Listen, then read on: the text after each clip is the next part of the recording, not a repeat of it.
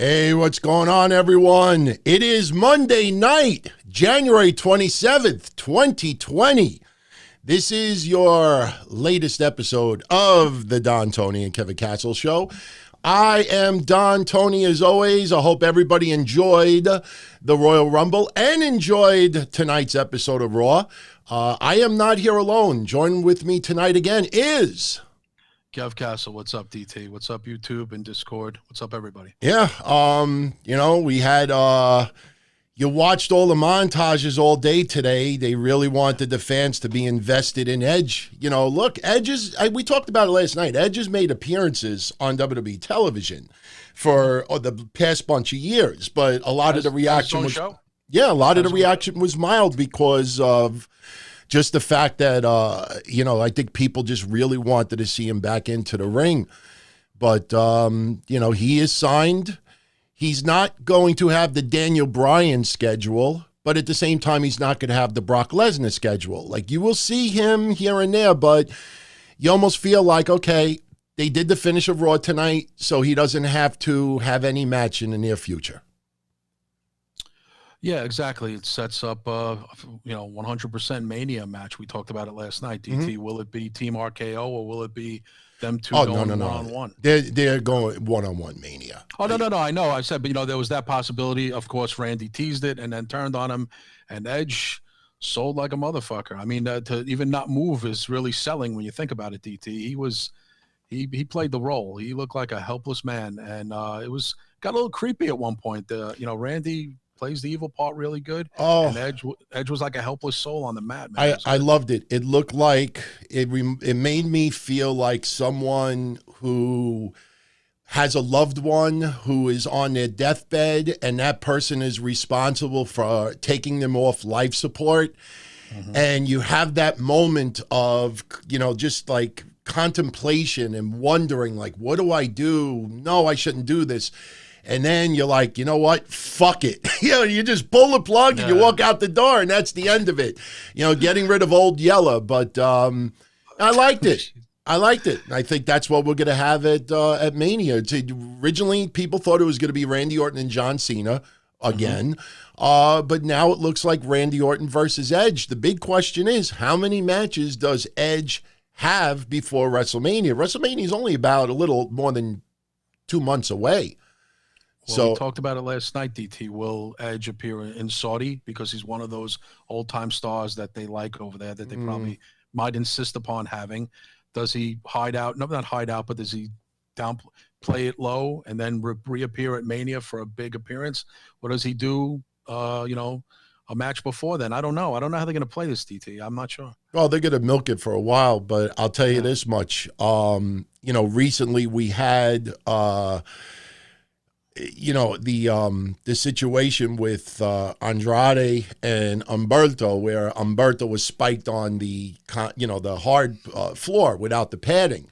And they wrote off that, Humberto was off of TV for a while, and you kind of like wondered like what was going to transpire with that. And then, and the reason why I'm bringing this up is because, seeing as far as people being off TV. Tonight on Raw, we had Humberto take on Andrade again. And once again, God bless everybody online that likes to socialize during, the show.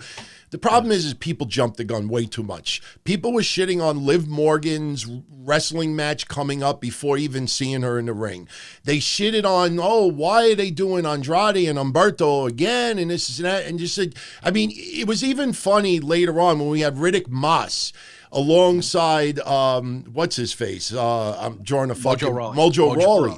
And I'm seeing these podcasters who claim to watch NXT on a regular basis, and they're like, who is this guy? He looks ridiculous. He's one sandwich away to having Baron Corbin's stomach. And I'm like, yeah, you expose yourself again that you don't freaking watch nothing. But the reason why I'm bringing this up is, with regards to Andrade and Humberto, Humberto got some revenge tonight on Andrade by spiking him the hammerlock DDT on the quote-unquote concrete. Right. Now, what we just found out literally minutes ago is that Andrade is now suspended 30 days for violation of the wellness program. And what's interesting about it is that the early reports that are coming out are immediately saying that he tested positive for something, because remember, I talked about this in the past when I think it was Paige that got suspended, and I don't remember who else I talked about as well. You know, sometimes wrestlers get suspended from the wellness program, not because they tested positive for something, but because they don't submit to a test in time. One of the Colognes recently, they wanted him to fly all the way back to the States just to take a piss test or a blood test. And he's like, why can't I just do it over here? And they suspended him. So, you know, kudos to WWE for sticking really, really hard to the wellness program. But sometimes, you know, I look at it like, all right, Andrade failed the wellness program. All right, whatever. We don't know the exact reason why. What I'm a little confused about is why the fuck did they leave the belt on him? Yeah, unless it just means to an end, DT, to get him off TV, kind of like what they did to Edge, knowing that he's going to be out for 30 days. But would they, knowing he failed, would they let him on TV, DT, just to finish out an angle to get him off TV? Would they do that? Well, they didn't find out about the failure after the match took place today. The match took place today to explain why Andrade is going to be off TV for 30 days. He failed the wellness program, and they were suspending him. They did that spot tonight on Raw to, as far as fans go, to explain why Andrade won't be on television for the next 30 days. But what I don't understand is why did they leave the belt on him? I mean, and oh yeah, okay, I get what you're saying. I'm just wondering how, if they knew this was the plan all along, or just as happenstance just happened to be. Like, you know, what happened with Kobe, that announcement, then that unfortunate thing. So sometimes these things happen for, you know, planned and unplanned. Yeah, but you're right. If it was planned, DT, correct, why would they leave the belt on him? You're right about that. Yeah, I mean, it's not like they had the match, great match. Oh shit, you know, we just got this envelope in the mail. Oh, you failed the wellness program. Yeah. I mean, this was planned. You know what? Aaron brings up a good point. You know, maybe he's got a little bit of pull because of Charlotte. I tend to think that maybe the suspension is more of a technical reason. You know, it may not necessarily. I know some people are reporting that he tested positive for something, but, you know, look, if he tested positive for something, they had the opportunity to put the belt on Humberto yesterday. They had the opportunity. And I'll tell you the reason why I don't think they took the belt off of him. Because Rey Mysterio recently did an interview, and he said that he would love to have a mask versus title match at WrestleMania. So, you know, it makes you say to yourself, okay, still, why not take the belt off Andrade now?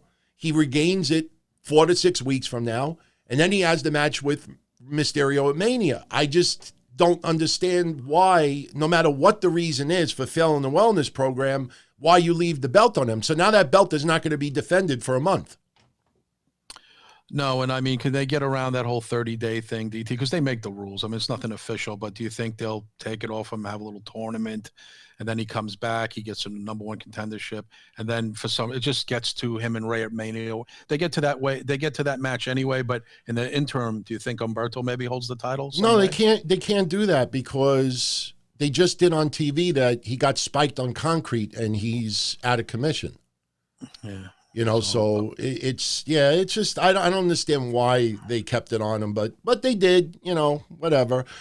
But listen, before we go any further, I want to shout out everybody who is tuning in live, whether it's YouTube or Discord. Discord for those that want audio only. For those that are into video, you got me on YouTube. I also want to shout out our new patrons, the Wrestling with Issues podcast. Shout out to him, and Michael Smith. Shout out to him as well. I have not looked at anybody's entries yet in the pay-per-view predictions contest, because I was up literally until about 3:30 this morning editing video and audio, and I was just too freaking exhausted. So tomorrow I have a day off, and I will go over everybody's entry. But, you know, I just wanted to throw this out there. You know, for those that are in the chat on YouTube, you could see this video. Unfortunately, Discord, you'll only be able to hear it. But even if you hear it and you haven't seen the video, you could close your eyes and just envision this.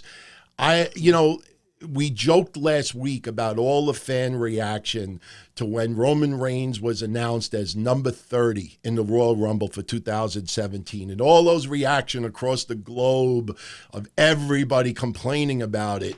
You know, and I think it's only right that we kind of do a 180 and show the opposite of it, because there was a fan in attendance yesterday at the Royal Rumble. His name is Chris Ross. I know some of you already know who he is. He's from Scotland.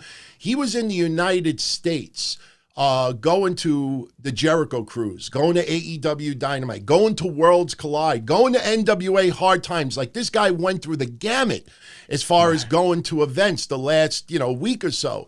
And he showed up at the Royal Rumble yesterday, and he has a podcast, and he's on Patreon as well. But he showed up, and he basically thought that Seth Rollins was going to be coming out next in the Royal Rumble. And I hope everybody gets a chance to go on YouTube and just see this video clip, because this was his honest reaction when a certain person's music hit. This is pretty cool. 3, 2, 1, burn it down!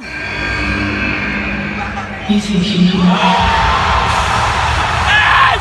Oh my God! Oh my God! Oh my God! Oh my God! Oh my God! Oh my God! Oh my God! Oh my God! Oh my God! Fucking ass! Yes, it is! Oh! Oh! Oh my God! Oh my God! Oh! Holy shit! Holy shit! Holy shit! Yes,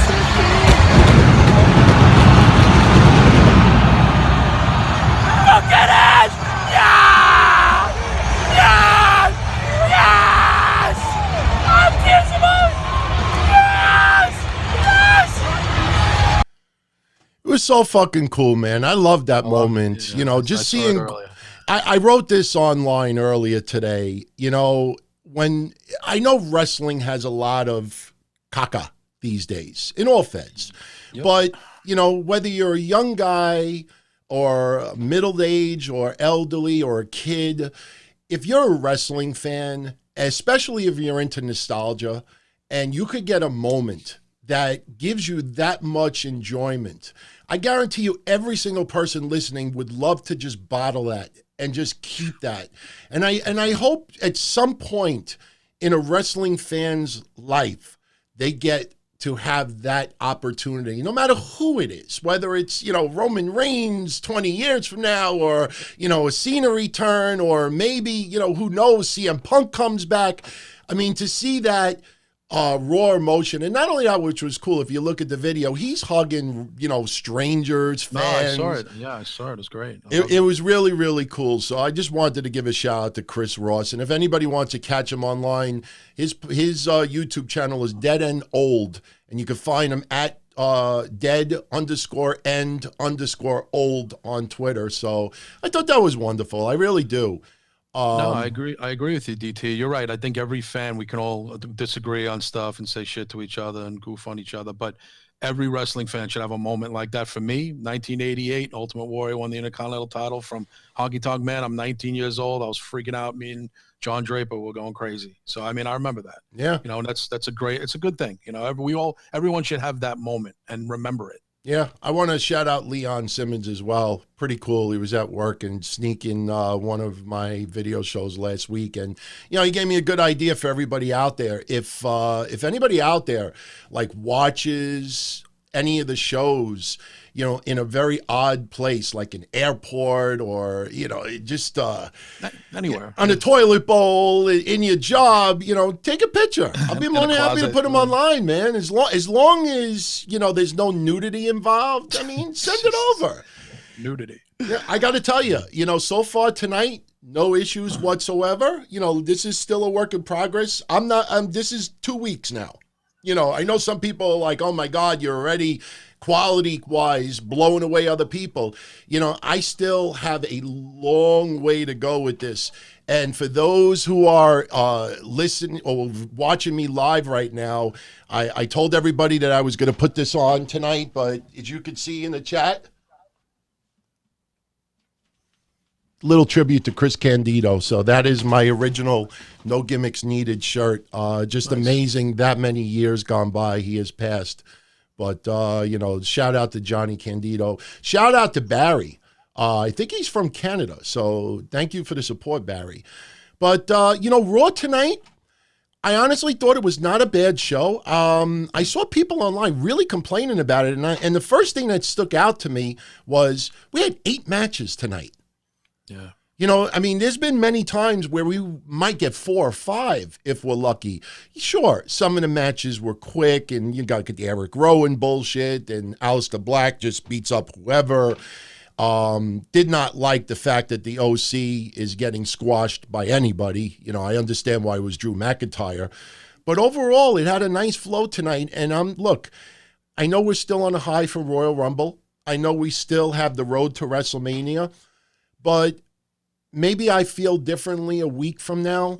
But, I about a month ago, what's up, Johnny L? About a month ago, I said that, when are people online going to start holding Paul Heyman, taking him to task for the god-awful shit that we see on Raw?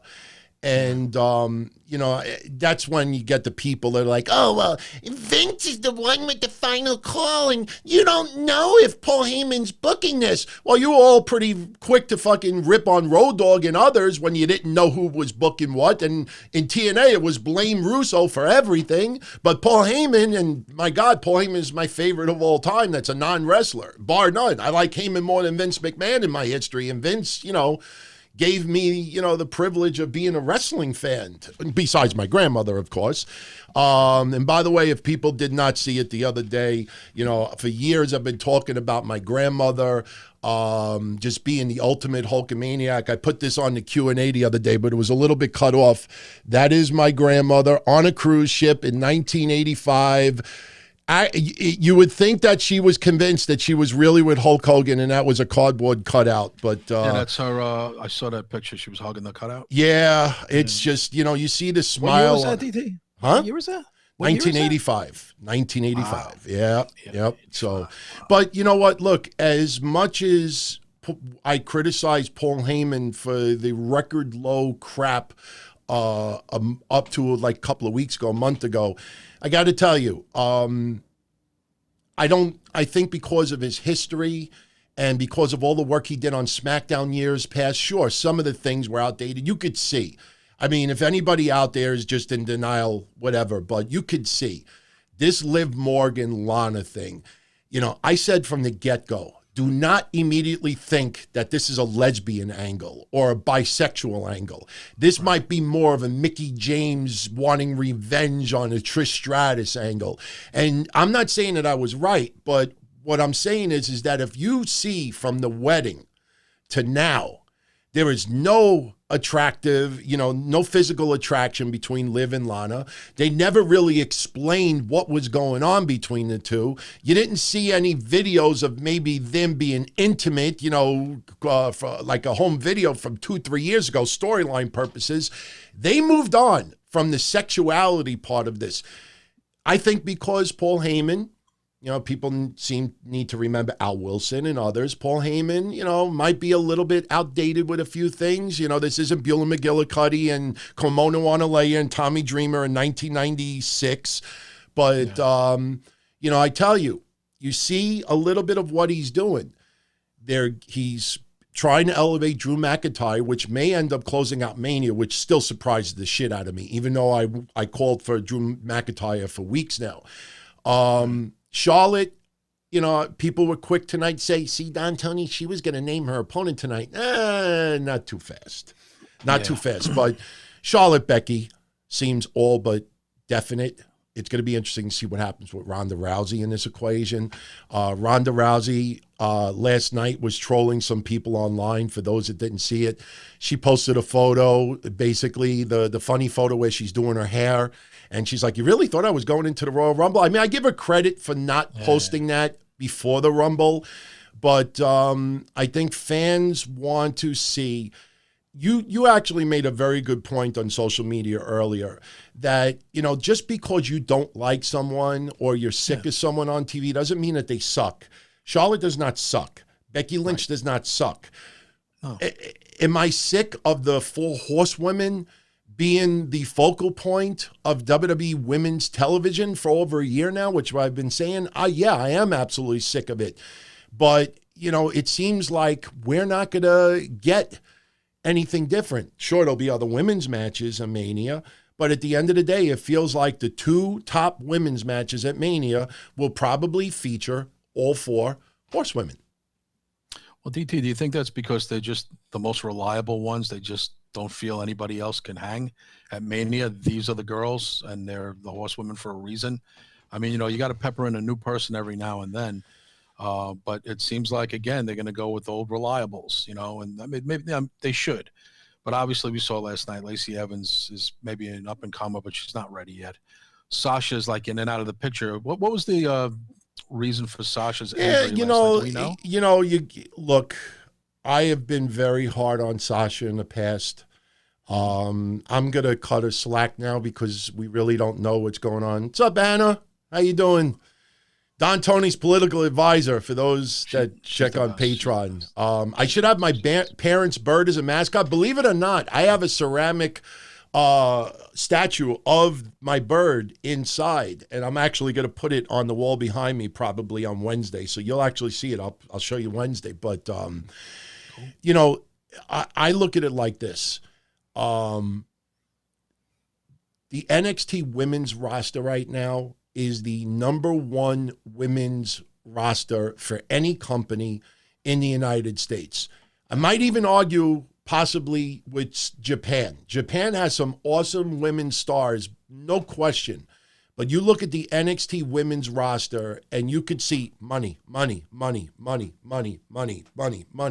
And yet they don't do anything. I don't think it's just following old reliable. I think because they have spent so much time over the last 4 or 5 years about those 4 women, it gets lazy. When you get into a routine and, you find easy things, I mean, you don't want to take chances or risks to go around that. Now, Paul Heyman, since this is his first Mania that he's really booking Raw, if he gets Charlotte, Becky, Ronda, or Charlotte, Becky, he's probably, like I've been saying for a while now, WWE righting the wrong like they did with Goldberg. But now Paul Heyman gets the opportunity to right the wrong.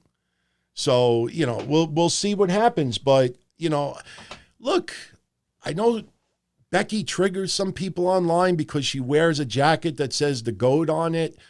There have been other wrestlers who have called themselves the greatest of all time over the years. And, if fans are popping for it, you know what I mean? Like, I'm not like the biggest Becky fan, but if that's her character and that's what she feels in storyline, and she is making all these speeches, and you see all women online really getting behind things that she says, I think, if she wants to call herself that, let her call herself that. I don't know why that triggers people. And like I said yesterday, I don't understand why people made such a big deal if the NXT Women's Championship becomes the NXT Championship. It's like it's just semantics. What are you going to be confused for 5 seconds until the woman's, music plays? To me, it's not a big deal. I don't care who is at Mania as long as the storylines, and as long as we have, investment in it. But it just feels lazy to keep going back to these 4 women. Now, look, for years and years and years, you would see the Triple H show. You would see like 3 or 4 people that would just look at Roman Reigns, look at Seth Rollins. I mean, you could see that with him being a champion with Buddy Murphy right now. And by the way, that was a great match with Samoa Joe and Kevin Owens earlier. It was, it was. But they pulled Seth Rollins back a little bit, which was the smart thing to do, because last week people were just complaining like, how do you give a makeshift tag team a title, but meanwhile AOP is the, a tag team trying to get, AOP needed the tag team rub more than Seth Rollins and Buddy Murphy did. Yeah, it's true. But they pulled that back a little bit. It's not the Seth Rollins show. Had a nice blend of different people in it tonight. And, the addition of Edge, even though it'll probably be off TV now for quite some time, I think it kind of spices things up. And, now you see, okay, who is Aleister Black at a feud with at Mania? Is Andrade and Mysterio going to have that title versus mask match? You start looking at it. I'll tell you something that's a little bit probably wrong, but maybe some people might agree with me on this. But I announced last week that our show from now would be from 11:15 p.m.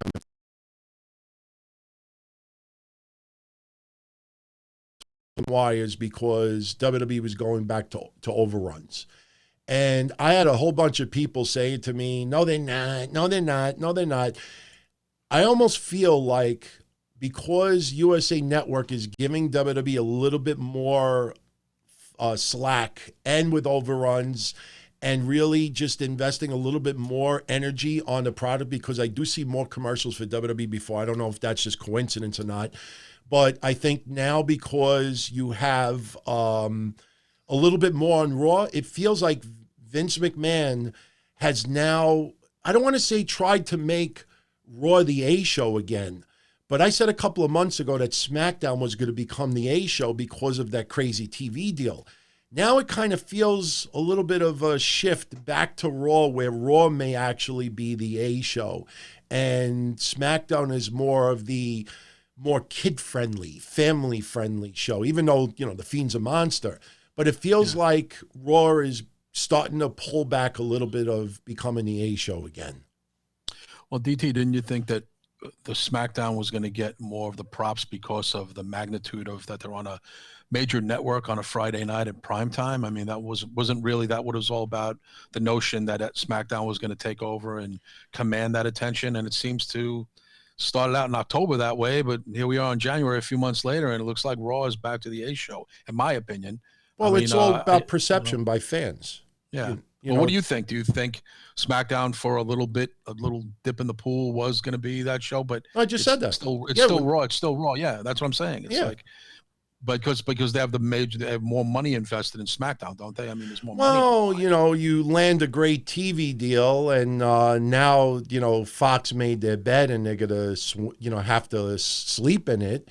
But it just feels like that. Look, I always said this. SmackDown, they can put WWE could put a boatload of energy in SmackDown because of the TV deal and the revenue they made. But that doesn't mean that they can't put a lot of energy in Raw also. You get more people to subscribe, you get more people to go to shows, you get more people to buy merchandise. I guarantee Edge's fucking new shirt is going to be a #1 seller, within the next couple of days. So you keep, doing that. And, it's just more money for WWE. Now, I will say this, and look, I don't want anybody to get upset with what I'm going to say. And I swear to you, it's not a black thing. I think it's just coincidence more than anything else. But MVP came back tonight again. He is close with Rey Mysterio. It was, as far as a personal note, it was cool to see MVP and Mysterio in the ring together. Right. But as I watched this, and anybody that goes back with me many, many years knows that I was not a huge fan of this guy, but, a fan of him. Very friendly guy. I actually did podcasts with him and the Masked Maniac several times over the years. And he revealed back in the day that he used to love listening to our shows. And that is D'Lo Brown. And as I watched MVP tonight in the match with Rey Mysterio, I got the same feeling like I did with D'Lo Brown when he came back several years ago. Like, it was so cool to see him back on TV. He got that really great pop from the Raw crowd. Did not disappoint, but it just felt like, okay, it just doesn't seem like he's fitting in. And MVP tonight, he looked good. The match was okay. I mean, it's not like he's been battling. And I got to say this, and I'm not trying to start wars with anybody, but I saw this written repeatedly tonight. you know, when I make fun of podcasters who claim to watch NXT on a regular basis, but have no idea who Riddick Moss is. All right, you see why I say that, because how do you not know certain people and their moves and stuff if you watch it on a regular basis? But DT, you're saying that podcasters actually, I mean, they weren't goofing around. They didn't know who he was. Well, they did that about Deonna Purrazzo. They did that when Lars came to the main roster. I mean, how do you not know Deonna Purrazzo even from Ring of Honor? Well, this is the thing. The fans chanted tonight, "You still got it" to MVP. And I saw quite a few people, God bless them, but I saw quite a few people online writing, trying to do the same thing like I say about people who say they watch NXT, but then don't know nothing about the person. So I saw repeatedly people saying, "Oh, look at all these fans that are chanting, 'You still got it,' but yet he was in TNA, yet he was here, yet he was on Vice last year, yet he was on this, yes, he was on that, yet he was on it." All these people acting like "You still got it." Well, they should have known it because he's been all over TV for years and years and years. Here's the difference. Here's the difference. And I say this just as an opinion. Okay. The fans tonight that saw MVP in person were not at Vice. We're not at the other venues over the last bunch of years. This was the first time that they live in person had MVP in front of them and got the opportunity to tell him, "You still got it." That's why they did it. Not because they're naive, but this is the first opportunity. They're not going to go on Twitter and just tweet him and go, "You still got it. Oh, TNA, you still got it. Ring of Honor, you still got it." So that's why they did that tonight. It's not like everybody was naive, but we don't get to see a lot of these people live and in person. And I guarantee you 99% of that crowd tonight has not seen MVP live and in person ever. No. Because the crowd is a lot younger than before. So he's been gone for a decade. Those 26-year-olds, were teens at the time. It's almost a generation difference when you think about it. A decade puts you into that category. 10 years is a long time. Fan base. Yeah, 10 years is a long time. Yeah.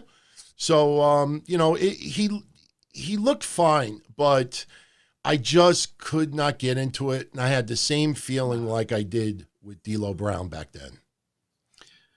Yeah, it's just not the same. I mean, but D'Lo Brown, to me, DT, had a connection to the fans. I never really thought MVP connected to the fans. He didn't have that fanfare. D'Lo had a fanfare, you know what I mean? Well, look, D'Lo obviously was in a bigger era of WWE. I mean, Nation of Domination, and it wasn't just NOD.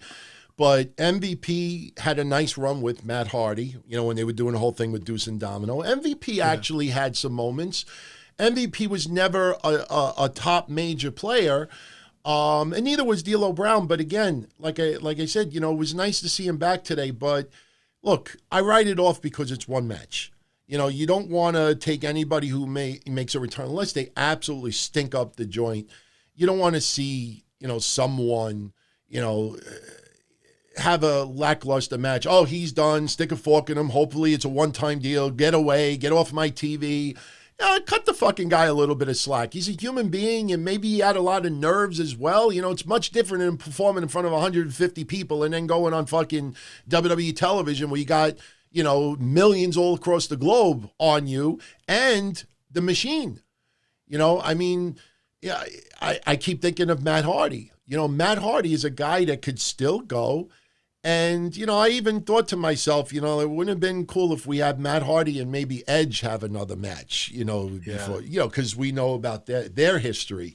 Too bad we couldn't get Christian back in the ring. Maybe you have a little nostalgia match, Edge and Christian versus the Hardys. I know some people may say, "Hey, that's a great idea for Saudi Arabia." I don't know if that's going to happen. Did you see all the rumors of Sting in Saudi Arabia? Yeah, I saw that, and I would think, Sting is a pretty religious guy. I don't know. I wonder ethically if he would go there. I don't know. I would be surprised if he did or didn't. I really don't know. He's kind of has his ways, so it wouldn't shock me if he didn't want to go to Saudi, or maybe he does. I don't know. All these wrestlers have different takes on that, because I just mentioned before about someone going, "Oh, he wouldn't go there." I'm like, well, unless he's come out and say it. There's been a few wrestlers. Obviously, Daniel Bryan doesn't want to go back. Kevin Owens. Certain people don't want to go there. But that money, that payday is so big. I mean, I don't know how you can turn it down. It's almost I don't know. You see it almost as a responsibility to make that kind of payday to set yourself up. These guys worked all their lives, and how many more big paydays are there? Sting should be set up for life. Agreed. But again, it'd be hard to turn down. I mean, what do you think about that, DT? People who refuse to go there based on a moral decision. Well, look, there are other countries that WWE goes to which are not the safest. I think people have this aura that when the WWE gets off a plane in Saudi Arabia, and trust me, we have listeners and patrons who live around Saudi Arabia. It's not like WWE gets off the plane and, welcome to Saudi Arabia, Allahu Akbar, blow himself up. It's not that crazy. I mean, sure, you see it from afar and you get this fright because you're in a different country. I mean, I go back to when Vader got held in Pakistan was at the time? Was it Pakistan? Yeah, when he was doing that interview with Taker and he grabbed the guy. Oh, yeah. Yeah. I mean, look, we found out years later that he was in a posh hotel and they were holding him up. But a lot of fans, on this side of the globe were like, this motherfucker's going to get latched with the Singapore cane 50 times. We don't know. It was Kuwait. Kuwait. Yeah, Good Morning Kuwait. That was the name of the show. That's right. Zach Rayner, what's up, my friend? NWO Sting. Yeah, that's a great idea. Bring the NWO Sting to Saudi Arabia. There you go. It's then you don't have to worry about these bad guys. Can you picture the crowd? What this is not Sting. This is not Sting.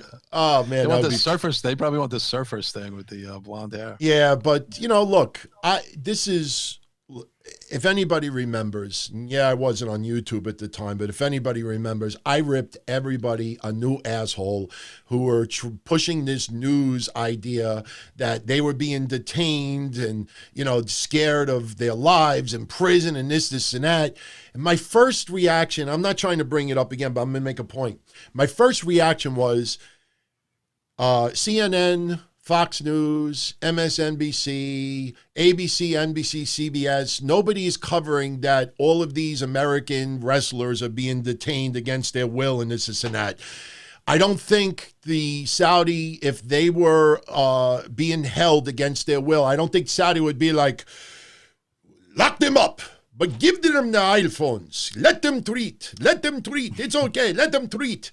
I think Umberto probably posted the best video. Umberto walked into some room and just went on a pillow and went oh man. And what I said at that time was these were just blue check marks inconvenienced. Oh, fucking well, you're stuck on a tarmac for 7 hours. Boo fucking who? How many of you out there have had that happen? How many of you out there have been stuck in bumper-to-bumper traffic when everybody else could go a different transportation route? Oh, boo fucking who? It was just blue check marks inconvenience. Now, I also said at the time I had no problem with Carl Anderson's wife being afraid and others because, again, they're seeing it from this side of the globe, and we have seen crazy shit happen, and, you're worried about your loved ones. You're in a foreign country. The rules in a different country do not apply to U.S. But again, when all these news organizations weren't covering, but, ProWrestlingPenis.com is covering it, I tend to think, okay, if these main outlets are not covering it, I kind of think that this is probably people just trying to get tweet, you know what? But, I'm getting to this point. Here's my point. I want to see all of those wrestlers who bitched and complained and gave this aura that they were about to be beheaded. I want to see how many of them go right back to Saudi Arabia. I want to see, and I don't want to see these tweets or interviews. Oh, I was misunderstood. Once I heard all the details, I realized that this really was a mechanical issue, and things happen. Shit happens. It's blah, blah, blah, blah, blah. I want to see how many of them go back to Saudi Arabia again. Well, you threw me with the Pro Wrestling Penis. That's not a real site, right? No, you know what? It could very well be. You threw me with having a serious thing, and then you said that. I was like, what? It could very well be. I think it might be, believe it or not. I don't know why somebody wouldn't buy the domain, but I want to see how many of them go back to Saudi Arabia, and then I want to see all the triggered internet to go up to those people. Oh, what happened? What happened? I want to see CM Punk. If Sting ends up in Saudi Arabia, I want CM Punk to tweet Sting and tell him that, how's that blood money? What did he call Miz? He called him. I can't remember what he called Miz. I talked about it a couple of weeks ago. I think he called him a douchebag. I think he called him a dick. Oh, did he call him a dick? Yeah, anybody remember what? Clarify that? Blood-covered dick, Scott. Yeah, something like that. You know, blood-covered dick. Yeah. Now, let me see him say it to the other people going to Saudi Arabia. I tell you, I honestly don't know if we will see CM Punk back inside a WWE ring for a little while. I don't think so. I'm starting to think that, that's not going to happen. Shout out to DX Girl. Her birthday is Friday. Happy birthday. Oh, happy birthday. Yeah, definitely remind me so I can shout you out next week as well. So, yeah. On the screen, for those that are checking out, I've been posting our sponsors and our associate producers. I want to thank all of them for their support. On Patreon tomorrow, you're going to be on with Trez for Dark Chronicles. Wednesday, I'll be back for Wednesday Night Dynamite, which will be available everywhere. Breakfast Soup is going to air again this weekend. We're going to leave it up to our patrons if you want Mission IA to be on Saturday or Sunday, and then we'll go from there to see if that becomes a regular time slot, because it seems like now, as far as my shows go with video, Monday, Wednesday, Friday, Sunday, probably be something like that. And then, Thursday will probably be the wild card day, but you got Wrestling Soup on Thursday, and everybody should be glued to that. And the reason why we're not doing Breakfast Soup on Thursday anymore is because, for the biggest reason, Wrestling Soup is a very big show, and it's unfair for Mish to have to use many, many hours in a day for Breakfast Soup. Then he's got to scramble and rush to prepare for Wrestling Soup. So it's too much soup. Too much soup. You have too much soup in a day, you get the shits. You get the runs. Did you hear about Van Hammer? Yeah, I saw the video. I saw the clip of him being, was it arraigned? Yeah. I saw it. He looks like in good shape. Looks old. I mean, but we're all getting old. But I haven't seen him in his prime in 25 years. But he still looks like a big guy. But unfortunately, he hit a 5-year-old with his car. Yeah, he's done. I mean, he's in trouble. He's in big trouble. Yeah, for those that don't know the story, I'm looking at the details. He was charged with DUI with injuries. So he was drunk behind the wheel. He hit a 5-year-old kid that was on a bike and then left the scene of the accident. They got his plate number. They tracked him down. Kid has road rash, which means, like, when you get hit and you're pushed, like, on the sidewalk, you get, like, that gravel burn and stuff like that. Yeah. Possible internal injuries. Thank God the kid wasn't killed. But, he is, got some major, major problems right now. And I read online that his bail was set at $125,000, but with an option of house arrest. Now, the reason they did say that, DT, actually, if you see the video, because I just watched it before, they asked for $10,000, and the judge basically laughed them off and hit him with that fact. But yeah, they did offer him house arrest. Yeah, but this is the thing. I've explained this repeatedly over the years. Maybe some of you out there are still not familiar with it. There's a big difference between bail and bond. When you hear about somebody being arrested and they say, oh, he's being held on $100,000 bond. In actuality, it only cost about $10,000. It's 10% of whatever the bond value is. Yeah, it's always 10%. Yeah, so when you hear that somebody's held on $50,000 bond, that means as long as they have collateral, it only cost them $5,000 to buy the $50,000 bond. When you hear the word bail, whatever that bail is, that's how much they have to lay out. So when they said $125,000 bail, that means he had to put up $125,000 of something. And, he's in big trouble because he had a DWI or a DUI. Granted, I think it might have been in 2004 or 2006, but, once you get a DWI or a DUI, you do that shit again, and you hit someone, cause injuries, and leave the scene of the accident, he's got some big time problems. I put the photos of what he looks like now in the mugshot, and I hope he gets help. That's all I could say. Yeah, no, I know. I mean, his defense attorney was saying that, but he was what she said was he was gainfully. He's not like some down and out guy. He's gainfully employed. He works for some Windows company. He's supposedly this pillar in his community, according to what they said. His defense. So he's not some derelict or something like that, DT. But again, you leave the scene of an accident and hurt a little kid. You got drunk. Problems. Yeah, drunk. Yeah, he's got problems. Yeah. So, we'll see what happens with that, but that is starting to break. And unfortunately, you saw people with a lot of clickbait trying to tease that something even worse happened in the world of pro wrestling today. That's a story that people were talking about, just in case people were interested. But, okay. Just getting back to Raw a little bit tonight, I'm trying to think what else went down. Well, DT, you want to mention, the kind of almost the elephant in the room, the changing of the guard on the announce team tonight. Well, you know what?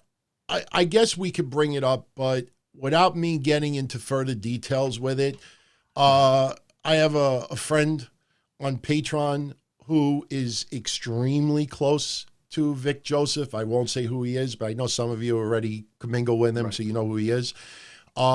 Vic Joseph was removed from the commentator's booth on Raw, replaced with Tom Phillips. Nobody knows the reason why yet. I have heard a couple of different scenarios. I prefer to not get into any of them until I know the truth, because I've always had the motto since 1997, I don't want to be first, I want to be right. I don't know if there's any real controversy going on. I think people need to understand something. Vic Joseph is extremely young, and Vic Joseph still has a tremendous announcing, commentating career in the future. And to be thrown into the sausage making that deep so quickly. And look, I have said a couple of times in the past, when he first came on Raw to replace Corey Graves, I felt like I was listening to a potted plant. He quickly became my favorite WWE announcer. Don't ask me why. I like him. Yeah, he grew into he did a fine job. I like him. I thought it would be, weird for us not to say anything, and I knew your situation with that, but also just to mention it, and then once you get the facts, we'll I mean, look, but he was great I thought he was very good at the gig. I didn't think he was. My gut feeling is that, they gave, and WWE doesn't like to make big, changes like that on a regular basis. And this is not a regular basis, but what I'm saying is that, because he's so young and because he had not had a high profile position like that before with WWE television, that, okay, he got his feet wet. He really got the hang of it. Maybe he's better utilized with one of the other brands. I'm not saying NXT UK or anything else, but, there's always that possibility that maybe he needs to fill a void somewhere else and was offered that opportunity and decided to take it. Tom Phillips, obviously being on Smackdown for a while, and Tom Phillips, I have sung the praise of him as well. He going back to Raw, I don't think anybody should think immediate nefarious reasons behind this. If I put it this way, I'll ask about it, and if I'm told something that I could say publicly, I will. If I'm told, just keep it private, I keep it private. But my gut feeling tells me that I don't think it's anything of controversy. I don't think we're going to hear about it. It would surprise me if there's any issues with behavior, attitude, because people I've talked to that have actually come across him behind the scenes have said nothing but good about the guy. Oh no, I liked him a lot. That's why I said I was disappointed. Listen, Tom Phillips is good too. There's nothing wrong with him. Is Saxton back on the regular now, DT, you think? I hope so. Byron Saxton, I actually warmed up to also. He's got a funny dynamic with Corey Graves. I don't know. There's just something about those two together. It's just, shut up, Byron. Shut up, Saxton. I don't know. It's just, look, they're obviously not Jim Ross, Jerry Lawler, Jesse Ventura, Gordon Soley, even just commentators from years past. Even old school Michael Cole, I actually thought was fine. I even like Michael Cole with Taz. I think that was my favorite duo with Taz. But, for the current product, I don't think it's, they're all that bad. I mean, some of you out there may feel different about some of these commentators, but the only person that I have really poo-pooed on over the last 5 years doing any commentating really was David Otunga. And David Otunga has improved by leaps and bounds because they put him just for the pay-per-view previews. He gives his 2 cents here and there where needed. And, they utilize him much better now than they did before.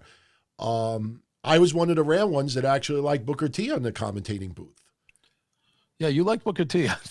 I mean, he says some funny stuff sometimes, but he's better on those pre-shows with Charlie Caruso and stuff like that. And that's where Tonga's and Christian's on those too a lot. But yeah, you think they'll go back? They'll stick to the 3-man on Raw and just keep it 2-man on SmackDown? You think this will be? Listen, Jerry Lawler's the last man standing now from October in that crew. They got rid of the other dude who's going to go back to being a wrestler.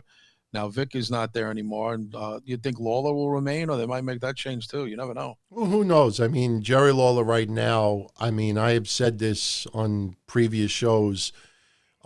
He's not the Jerry Lawler of the Attitude Era, but Jerry Lawler has really, if you listen to his commentating from 3 years ago to now, he has refound it, and he is smooth. Sure, he might be a little bit outdated with some of his references, and sometimes he might try a little bit too hard, but Jerry Lawler has filled in quite nicely, and I have no complaints about Jerry Lawler whatsoever. Zero. Well, DT, just to perfect segue, did you see that the NWA signed Sean Mooney? Yeah. And he'll debut tomorrow. Yeah. Old WWF guy that we know well. I'll be giving my review on that on Wednesday, but I think Sean Mooney is best served doing similar what he used to do with WWF in the studio booth, hyping up the events, maybe do an interview segment, but not play-by-play. Do not want to see Sean Mooney play. I don't want to hear him, see him play-by-play. If he does the backstage stuff, I think he'll do just fine. Kind of like what Gene Okerlund did, or a little bit more of the studio desk type of news guy, that kind of thing. What he used to do. I think it would work out fine. And, I was thinking about this earlier since I put on the Chris Candido shirt again. I wonder if Chris Candido would have been a great fit for NWA Power right now as well. If he could still do it and still wrestle, he would still be young enough, I think, to still be able to have been an awesome asset for NWA Power. You can almost picture him having some great matches with Aldis. You know what I mean? You can almost picture it, Sure. So, I'd probably say that's a good fit. Yeah, he'd probably be there. You're right. Yeah. Congrats to Devon Dudley. For those that don't know, him and his wife gave birth to their second daughter. So he is a proud papa for the second time. Also, for those that might want to check this out, it's amazing. I had not checked the Don Tony email in about a week. And number one, it's pretty amazing when you get a little, momentum on YouTube. I had gotten all of these emails about offering this and offering that and offering this. But in the midst of it, I had gotten a few things asking me to plug. And two of them in particular, I have a feeling just about everybody out there are not aware of. And maybe this doesn't interest you. Maybe it does. But first off, I don't know if anybody out there has ever heard of the Military Makeover show that Montel Williams hosts.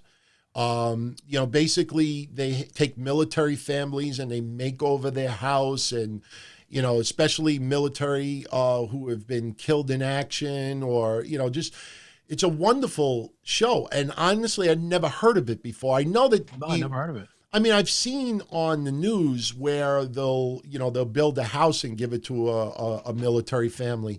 But I was never aware of Military Makeover, hosted by Montel Williams. And their season returns February 14th.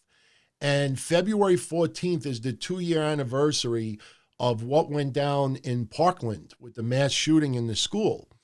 And there was a Navy veteran by the name of Chris Hickson who died trying to rescue students. And he served in Desert Storm, Desert Shield, and I'm looking at some of my notes over here. So I think it's the return episode, but what they did is his widow and their kids, one of the kids, I think he's got a learning disability or something, but they did a makeover on their house. Why I'm mentioning all of this is because someone who was heavily involved with this and also helped, with a little bit of the renovations. Can you guess who in the WWE would have done this? I'll give a hint. Military, just doing good deeds and, sometimes not getting much publicity over it. Female. Wrestled last night. Maybe not the greatest match in the world. As a small child with curly blonde hair. Yes. Lacey Evans. Yeah. Lacey Evans. Nice. So, yeah, I think February 14th episode, you will see Lacey Evans doing that. And, just thank you for the show sent it to me directly. And I honestly didn't know anything about it. I haven't heard anybody talking about it.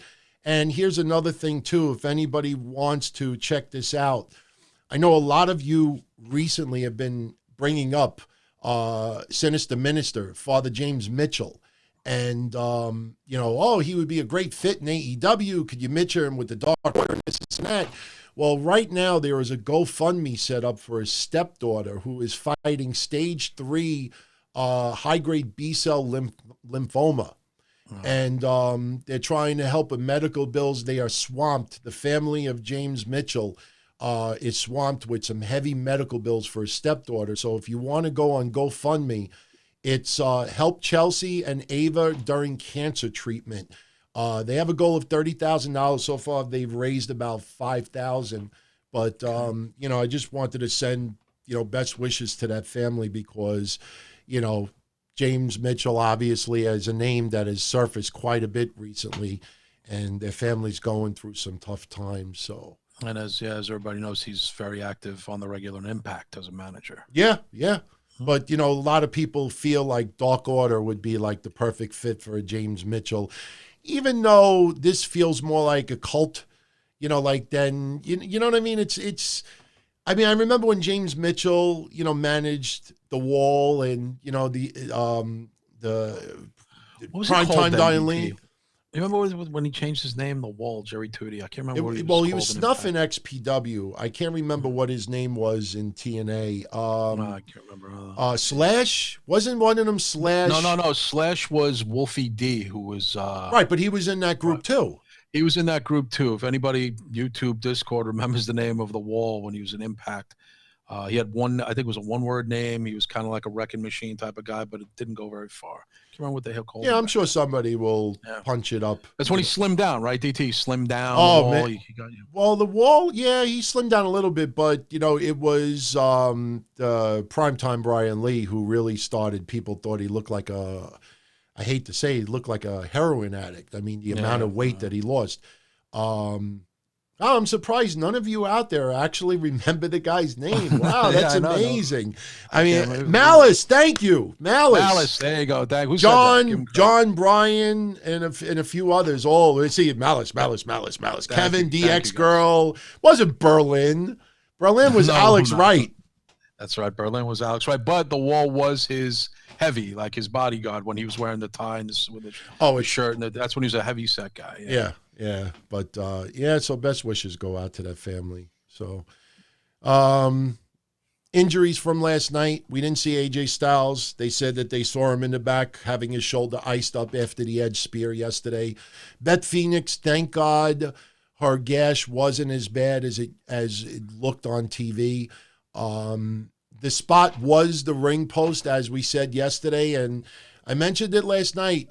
Props to Bianca Belair for immediately tending to her and writing something after and, apologizing, even though it was just a freak incident. She gave her like a shot to the chest and she went back and her head hit the corner of the ring post.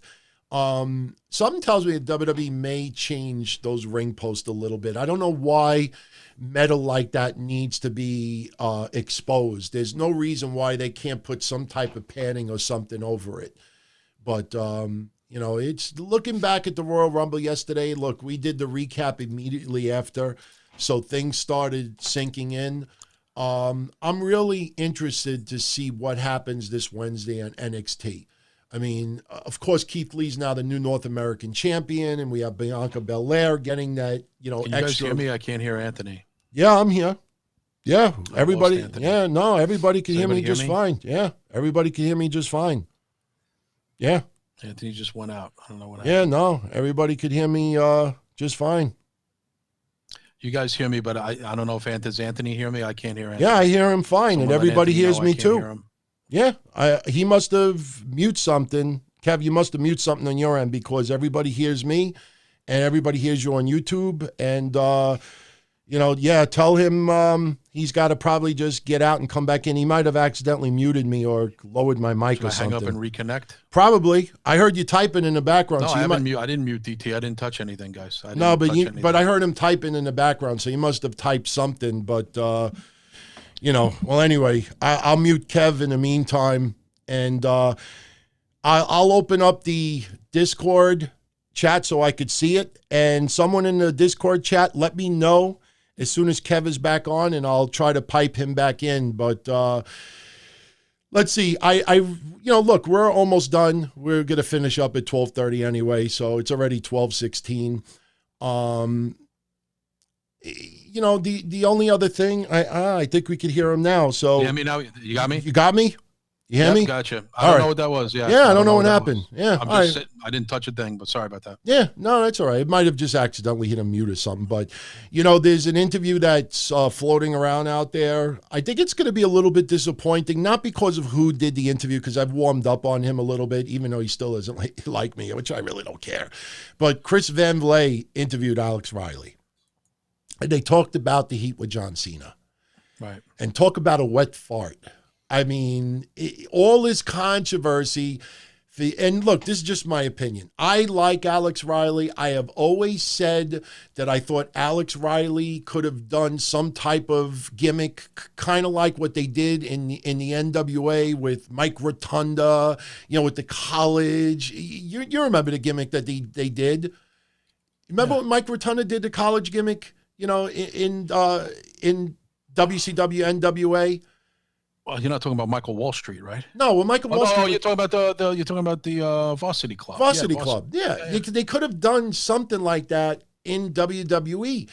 You know, look, I know MJF is kind of like the dickhead millennial, but, you know, I think Chris Nowinski probably was the closest WWE was trying to do with the college preppy. But to me, there's a difference between a college preppy and a college asshole that you just want to see get his ass kicked. And I always thought Alex Riley could have fit that so well. So I was a fan of Alex Riley. Me too. But, man, did he milk this shit with John Cena for years and years and years. I mean, you know, John Cena just didn't give a crap about it and wasn't going to talk about it. But he sits down with Chris Van Vliet and they talk about it.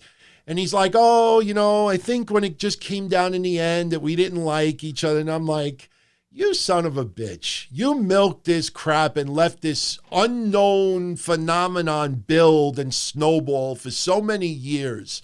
Like, I would have had so much more, like respect for the guy if he would have just said many, many years ago, like, look, John and I just didn't get along. I just felt that he always had it in for me. 2 sentences. And this went on for years. Ask him about John Cena. What happened with John Cena? What was the fight? Was it about Bush? Was it about, I don't mean the president. I mean, something else. I mean, and it ends up, it's just, I think at the end of the day, we just didn't like each other. What a disappointment, man. Yeah, he teased for the longest time that actually he was even saying one day I'm going to reveal it. It's just not the time right now. And you know me, I love shoot interviews. So I would hear about that. He had some major thing on from mutual friends on John Cena. But DT, don't you think, let's be honest, man, everybody has got to play the game. You don't want to get in bad with somebody like Cena, who's now got stroke in Hollywood. This guy's an actor. He doesn't want to get himself in a fucking pickle, because now in wrestling and in acting, Cena is dominating. Not dominating acting. Look, he's not the Rock Cena, but Cena's got some pull. He's got some hit movies. Yeah, but Alex Riley's a struggling actor, DT. If he goes against Cena, he can get blackballed there too, you know what I mean? Right. Even more the reason, once you're gone from WWE, look, you downplay it. Look, he doesn't like Cena. He doesn't have to praise Cena. But all he had to say many years ago is like, look, I always felt, we didn't get along, and I always felt that he had something out for me. Something tells me that if that wasn't the case and Cena really didn't have it out for him, something tells me that there would have been a DM sent to Alex Riley from John Cena 5, 6, 7, 8 years ago and would have said, bro, I don't know why, you're thinking that, but I'm telling you, I never had it out for you. And that probably could have been squashed, but he let it sit there and sit there and sit there and sit there and sit there. See, look, and like I said, I've warmed up to Chris Van Vliet interviews, but if I was Chris and Alex Riley said that, I would have looked at him and I would have been like, that's it? That's what you milked for all these years? That's what you got? That's it? Are you kidding me? I agree with you. But he sits there with his, pearly whites gone, pose next to the person. Come on, have a follow up. Look, I'll say that I like Chris. He's nice to me. He's a nice guy, and he likes you. He doesn't dislike you. I don't really, I don't dislike him personally. Said, he likes our show. He told me that, but I'm just saying that he doesn't challenge. He doesn't, and you would challenge. Mish would challenge. Certain guys would challenge. He doesn't challenge. He likes. All due respect to Chris, he likes the nice interview, keep everything copacetic. He doesn't challenge. And there is a spot for that. There is a market for that. I mean, all jokes aside, if Chris started to confront people, even if it was straight up, respectful, I think he probably would lose a lot of interview opportunities. So a lot of wrestlers, to give him 100% credit right now, all jokes aside, they feel very comfortable with him, and that's why you got such a great interview with Vampiro. That's why you got such a great interview with some of the others he's interviewed recently. But Austin Aries was a good one, but Austin offered it. But Austin Aries, he had said a lot of it already with Jericho on Jericho's podcast. Sure. But still, they feel comfortable with Chris. But the one interview, and the only reason why I have not said a peep until now, is because I feel bad for the guy. I'm going to mention it Wednesday because he won a title over the weekend. But, I don't know what was in Chris's mind interviewing with David Benoit. That was just, and the weird thing is, I have no problem with David Benoit carrying his father's name. If I loved my father, and I am convinced that my father did some terrible things because of concussions and because of injury and because of other influences or substances, and he wasn't in his right mind at all. I'm not going to be shamed and hide my father because other people find it awkward. I actually give David Benoit a hell of a lot of credit for standing by his father. The problem is, though, and I see these stories going around now. Is it Antonio Brown? There's stories going around, and they're trying to say he's going to be the next Aaron Hernandez, and no one is doing anything about it, and this and that. And what I say to myself is that, you could blame homosexuality, you could blame concussion, you could blame everything you want on Aaron Hernandez. These are people that are just trying to change the fact that the guy is a murderer. You don't know what was going inside in here. And there are a lot of people who have those same issues that don't kill anybody, that don't put their hands on someone. We heard about what happened with Vern Gagne. That was a crazy thing that happened in that retirement home. Yeah. But there's also a million other people that were in the same situation that, might have thrown a checker across the room. That doesn't mean that anybody immediately decides they want to kill people. So I don't, blame it. I don't write it off like that. You'll never know the answer. But when it comes to the Benoit family or the friends of Chris Benoit that knew him intimately, and they insist there was no violence whatsoever, he was not this way, they have a reason to be convinced why it's something else other than us being fans of his work from years past. So David Benoit, good for him for wanting to carry his father's legacy. He also needs to understand that, he'll never be able to get away from what happened. It's kind of like O.J. Simpson. O.J. Simpson had a son who was an adult at the time. I mean, something tells me if his son would have became a big football star, I don't think he would have been banished and banned and blocked from going for careers and stuff like that, because his father, you know, people believed murdered, you know, his ex-wife at the time. So if O.J. Simpson, well, this is my point. If O.J. Simpson's son could have went on to have a great career, if his kids from that marriage, Nicole Brown, could have gone on and done things that they wanted to do, why is David Benoit such an outcast then for just carrying his family's name? You know, I think disturbs people, DT. And again, it's not his fault. God, he looks so much like his father, Jesus. And that's a detriment for that. And to want to use the name Chris Benoit Jr., even Cornette said, never going to happen. No reputable company, anybody would book him. Even if he was Antonino Rocca, he was not going to get booked. I wouldn't be so sure. You know, it's interesting, DT. You know, famous actor has a murderer father, a famous murderer father, Woody Harrelson. Woody Harrelson's father was a murderer, and Woody became successful. No one held it against him or anything. So it's got, again, it seems to be very select who we go after, who we don't, what family we come down on, what families we don't. I think and I don't even know if it depends on the crime, because Woody Harrelson's father was a pretty heinous guy, but no one held it against Woody Harrelson. He certainly did not get acting jobs over it. Matter of fact, he's one of the top actors in the world. For 30 years now? Oh, look, I wish nothing but luck for David Benoit. Yeah, for anybody who didn't do anything. Good for him for standing by his family, but I will also say this. From what I see online, I know he was trained a little bit, but I haven't seen anything of his in-ring work. No. And to have high-profile interviews like that and be given belts, you know, it's like these people, it almost feels like... Enabling him? Not enabling him, but if his last name was not Benoit, Valet would not have interviewed him. If his last name was not Benoit, he wouldn't have got the title over the weekend. And that, you know, we could be very quick to say he's nuts to do this and that, but meanwhile, people are using that name to get attention. You know, if the guy, look, if it was Brian Pillman Jr., and Brian Pillman Jr. ended up being Rookie of the Year, if we see him progressing and having matches, and we're like, wow, he actually could do pretty fucking great in the ring.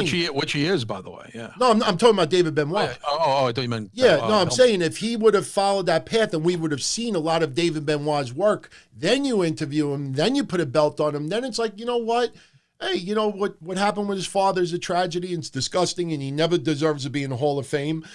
You could try to, you know, think you're a medical doctor and you know the reason why, or a psychologist, but I don't want to crucify his son over it.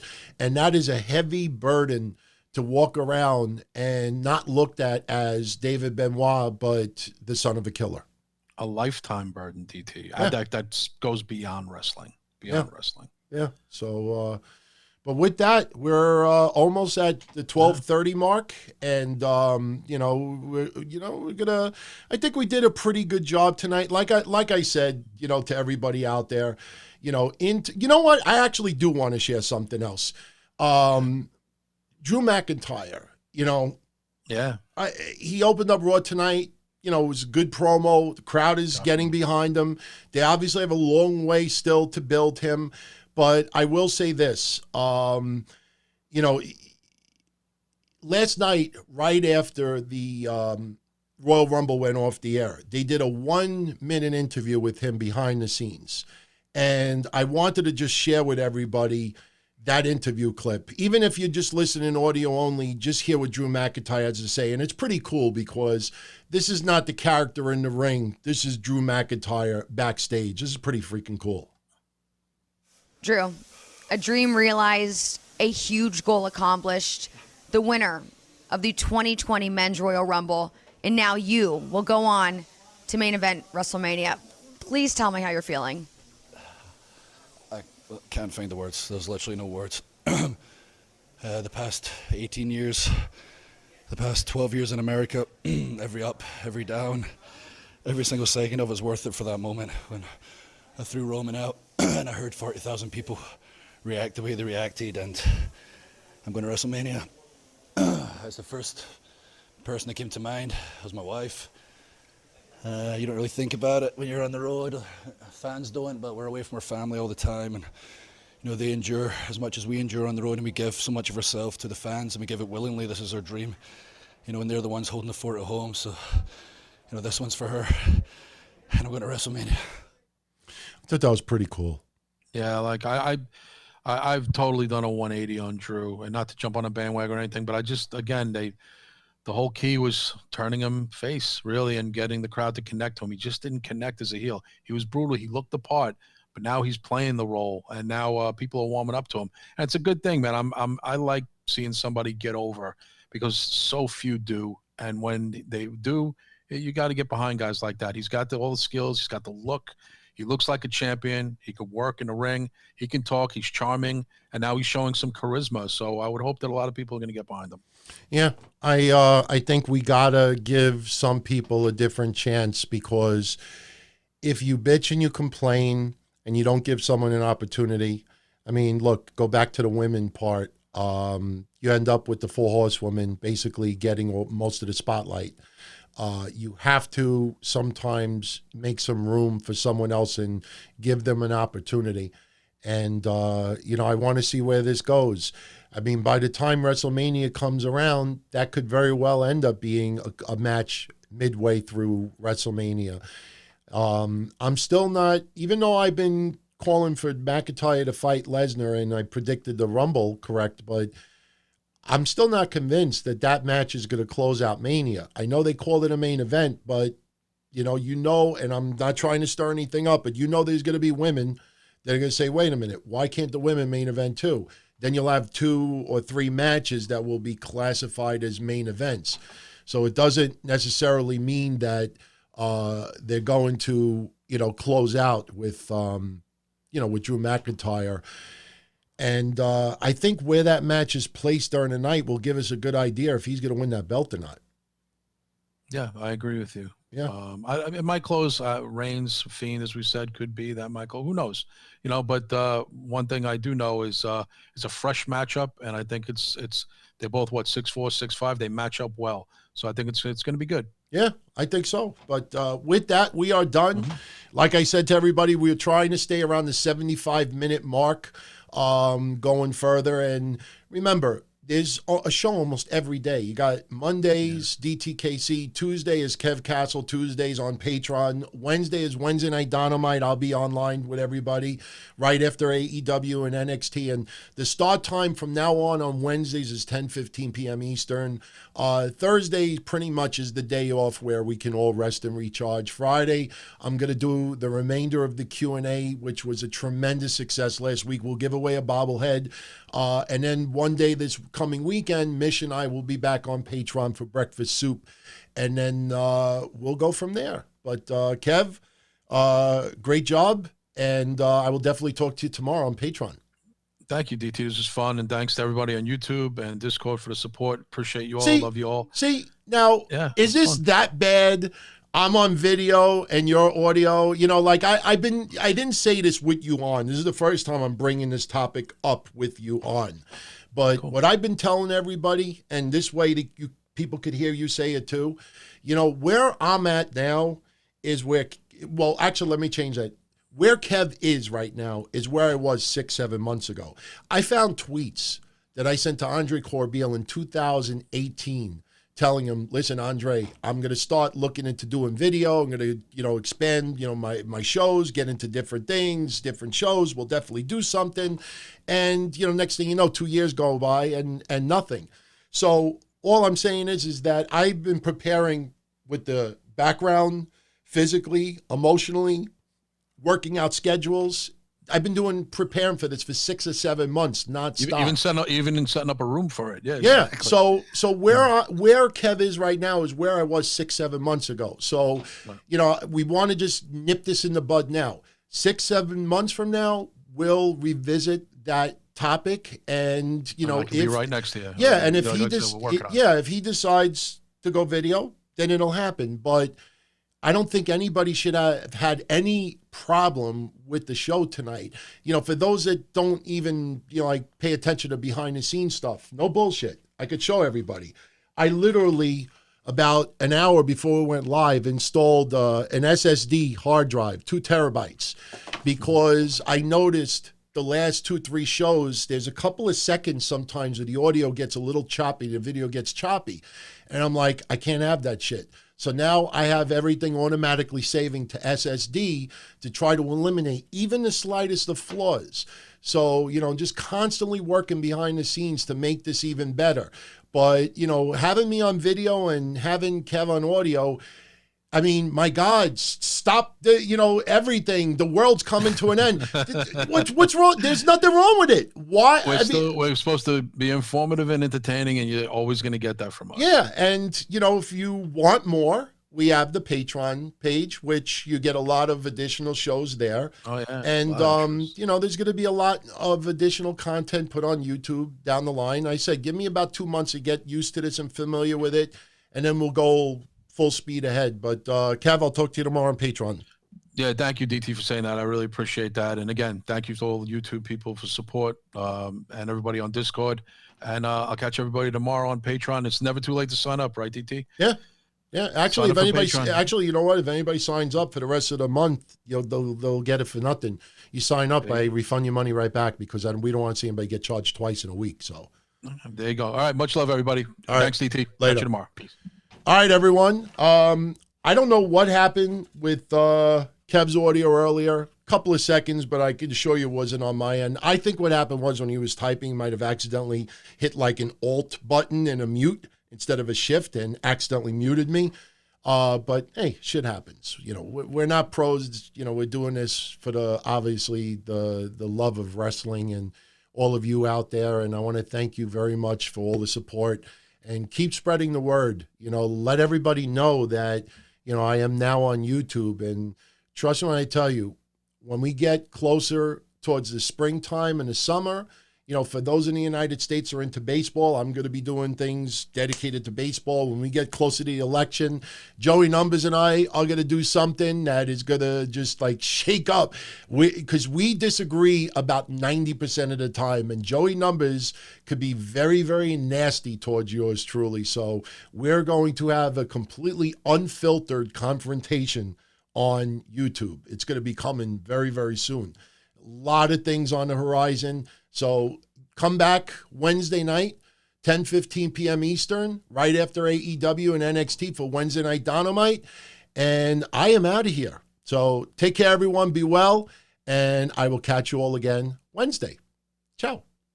Don-O-Mite. It was fun to channel surf. It was kind of hard to do a little pocket pool after you hitting the last channel button 50 times for 2 hours plus. Don-O-Mite. And his whole idea of overanalyzing, he's an alcoholic and he misplaced the belt. And how could you have someone champion like that? The fuck out of here. Wednesday night. Don-O-Mite, you can have fun. You really are.